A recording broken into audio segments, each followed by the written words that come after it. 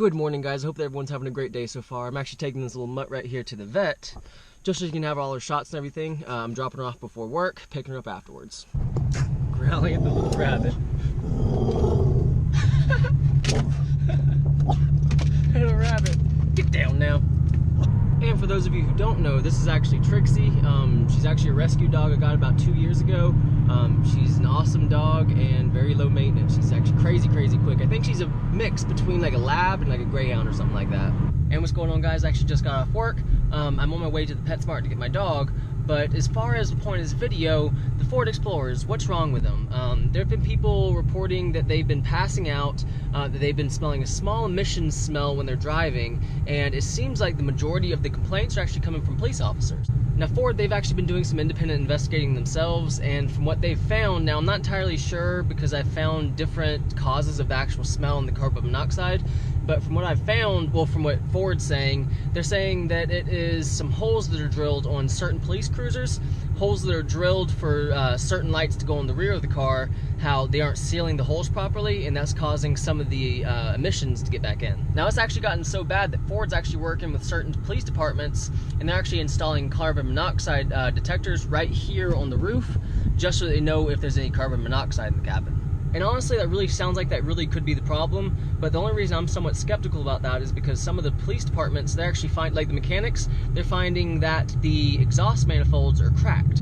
And if the exhaust manifolds are cracked, that could mean that carbon monoxide, the exhaust gases, are actually getting into the cabin through like the AC, through certain cracks, through the firewall, because there are little holes in the firewall to allow for like certain cables to get through. Now, as far as the number of Explorers that are affected, I've heard it's about 1.2 million because it's any Explorer that was made between like 2012 or 2011 and 2016. And really, since Ford didn't even address the problems with the cracking manifolds, that's why it's kind of leading me to believe that that actually really could be the problem. I mean, with them releasing the video they released yesterday, them saying how it is just the, it's pretty much the holes that they're drilling for the brackets and stuff for the lights, they aren't sealing them completely, so if they start sealing them and they're still smelling carbon monoxide, then yeah, there's obviously going to be a bigger problem. I'm assuming it's going to be the manifolds.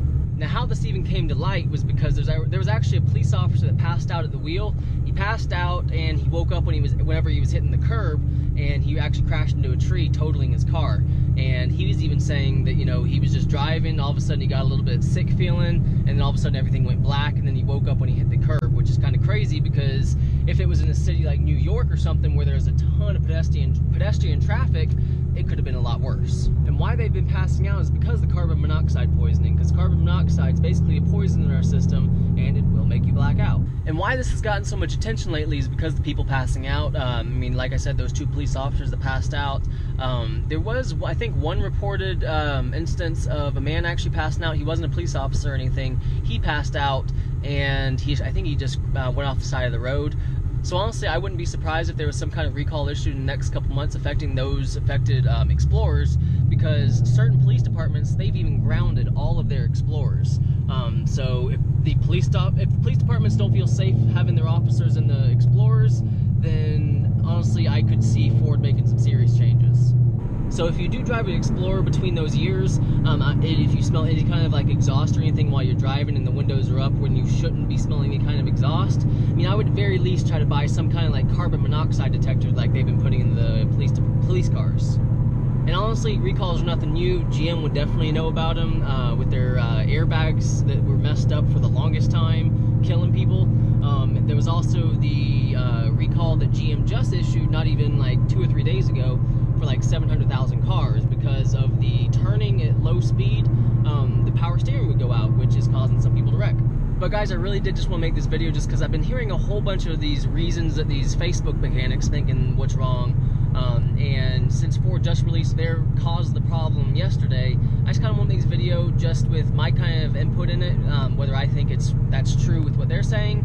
I mean, like I said, that very well could be, and we'll know soon because, like with the holes in the rear, we'll know soon because they'll fix all the problems now, and if people are still smelling the exhaust, then clearly that's not just the problem. But guys, if you did enjoy this video, please like it and please subscribe. And as always, have a great day. But I will be putting a link to Ford's video that they released yesterday. I'm going to be putting a link to that down in the description. Nice little older Camaro right there, Camaro RS. Looks cool.